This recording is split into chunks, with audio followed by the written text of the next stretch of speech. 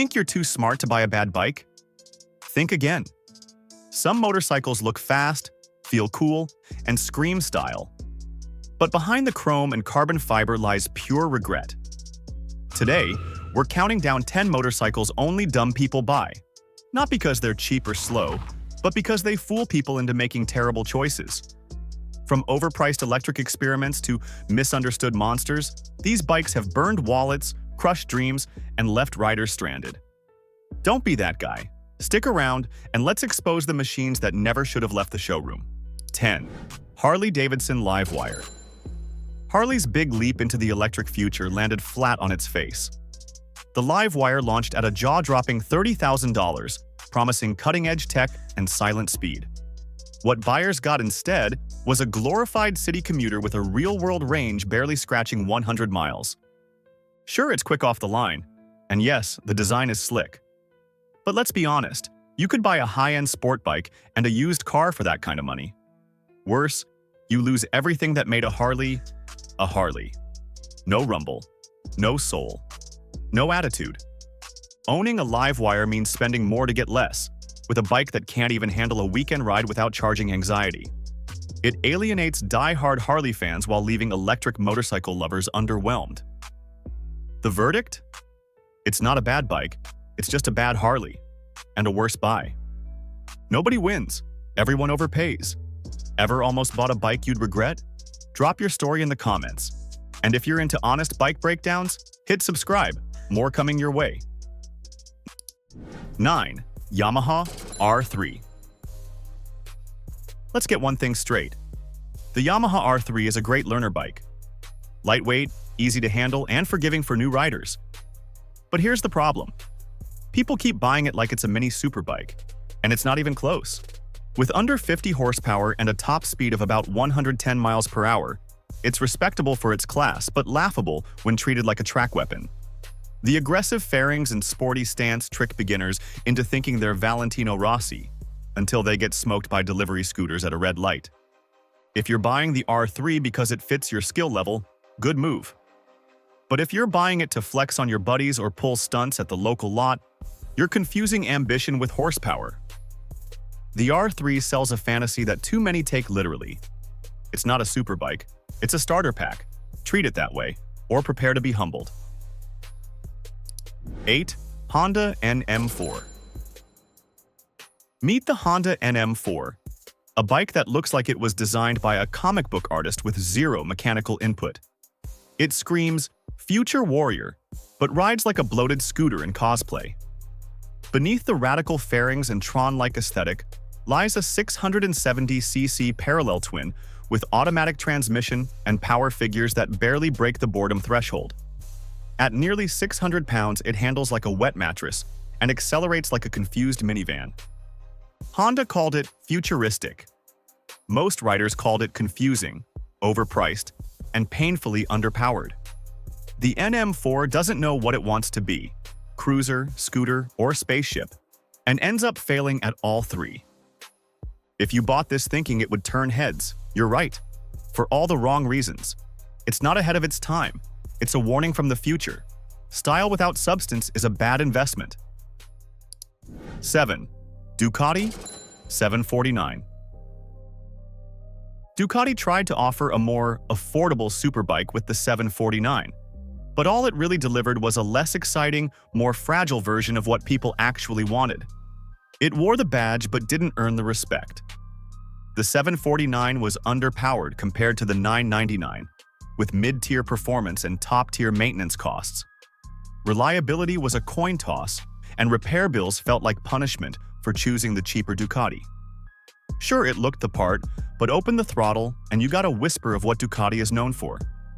If you wanted Italian flair and racing DNA, the 749 gave you neither.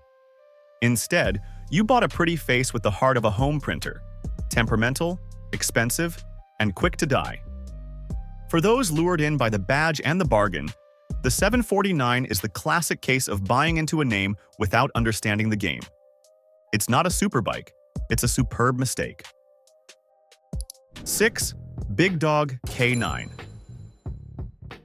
The big dog K9 is what happens when custom styling completely overshadows functionality. With its extreme rake, stretched-out frame, and over-the-top design, it looks like something from a biker cartoon. But here's the truth. It rides like garbage. This bike wasn't built to corner, or commute, or honestly, to ride. Handling is a nightmare, comfort is non-existent, and good luck backing this beast up without pulling a hamstring. You're paying a premium for a bike that's more statue than steed. On paper, it's all flash, high displacement engine, flashy chrome, and custom aesthetics. But in reality, you're dealing with a machine that turns every ride into a chiropractic appointment. If you bought the K9 to actually ride it, that's a mistake. If you bought it to park it in your garage and stare at it, well, that's the smartest thing you can do with it. 5. BMW R1200C. BMW built the R1200C to take on Harley. Instead, they created one of the most awkward motorcycles in their lineup. It had the engineering pedigree of a BMW, but none of the soul or swagger of a cruiser. With its funky ergonomics, weak torque curve, and oddball styling, the R1200C felt like a German trying to play cowboy. It was heavy, underpowered, and made cruiser fans scratch their heads. Even James Bond couldn't save it, and that's saying something. It didn't appeal to traditional BMW riders or Harley fans. It just sort of sat there, expensive, confused, and underperforming. And the worst part? It was supposed to be a premium experience. If you wanted a relaxed ride with a touch of elegance, the R1200C gave you a posture problem and a personality crisis. It wasn't cool. It wasn't comfortable. It was just a cruiser that forgot what it was cruising for. Which one's the worst so far? Comment below. And if you're nodding along, smash that subscribe button. We're just getting started. 4. Suzuki Hayabusa. The Suzuki Hayabusa is one of the most powerful production motorcycles ever made. It's fast, stable, and built to devour highways. So why is it on this list? Because it's constantly bought by people who have no business riding it. Instead of being respected as the high-performance hyperbike it is, the Hayabusa is often treated like a street racer's toy. Riders jump from 250s straight to this 1300cc missile thinking they've leveled up. What they actually get is a terrifying reality check, and often a totaled bike. With over 170 horsepower and serious weight behind it, the Busa demands skill, experience, and respect. Too many buy it for the name, the memes, or the street cred, and end up riding way over their heads. It's not the Hayabusa that's the problem. It's the dumb decisions behind the handlebars. If you bought it to compensate, not to control, congrats. You've bought the fastest ego check money can buy. 3. Royal Enfield Himalayan. The Royal Enfield Himalayan sells a dream, affordable adventure, go-anywhere spirit, rugged simplicity. But reality hits hard when the bike struggles to outrun traffic and leaves riders stranded on the side of that epic trail. With under 25 horsepower, the Himalayan moves like it's carrying a full safari on its back. Reliability issues have plagued it since launch. Leaky engines, cracking frames, and parts that vanish when you actually need them. It looks tough. It's not. It looks ready to tour continents. It barely survives potholes. What you're really getting is a budget dual sport with more quirks than capabilities. Sure, it's cheap, but there's a reason. You don't buy this for performance. You buy it because you hope it'll work out. The Himalayan is a dirt-cheap adventure trap, and once you're in, the only adventure is getting it to run right. Looks rugged, rides ragged. 2. Honda DN01. Confused concept. Cruiser price, scooter performance. The Honda DN01 is what happens when engineers get too much freedom and no one says no. It was meant to be innovative, a crossover between cruiser, scooter, and sport bike. Instead, it became a Frankenstein of failure. With a sluggish V-twin, automatic CVT transmission, and cruiser ergonomics, it handled like a sofa and accelerated like one too. Yet it came with a ridiculous price tag near $15,000.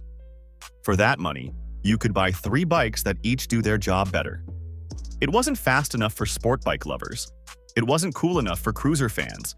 And it didn't have the practicality scooter buyers actually want. Honda created something that appealed to no one but design students and confused boomers. If you ever bought one, you weren't being futuristic. You were being misled. The DN01 didn't break the mold. It shattered logic, and not in a good way. 1.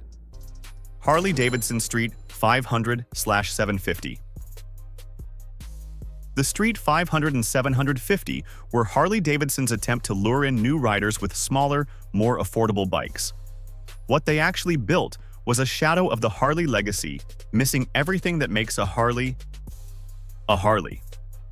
From the cheap components to the weak engine, these bikes feel like knockoffs of their own brand. The engines are bland, the ride uninspiring, and the sound? Practically non-existent. Worst of all, they've earned a reputation for terrible resale value and mechanical issues even fresh off the lot. It's not just underwhelming, it's embarrassing. Harley loyalists won't touch it. New riders grow out of it fast. And the used market treats it like a cursed object. It's not a stepping stone, it's a dead end. If you wanted the Harley experience, the Street Series gives you the name without the heritage, the soul, or the respect. A fake intro to a real brand. Dumb purchase guaranteed. And there you have it. 10 motorcycles only dumb people buy. Some were doomed by design. Others, just misunderstood and misused. Remember, it's not always about the bike. It's about knowing why you're buying it. If you're shopping with ego, chasing hype, or ignoring the specs, you're setting yourself up for disappointment on two wheels. Ride smart, not flashy. Respect the machine. And most importantly, don't be that guy. If you enjoyed this brutal breakdown, smash that like button, subscribe for more unfiltered moto content, and let me know in the comments. Which bike did I roast too hard? Or not hard enough? Until next time, ride safe, ride smart, and leave the dumb decisions in the dust.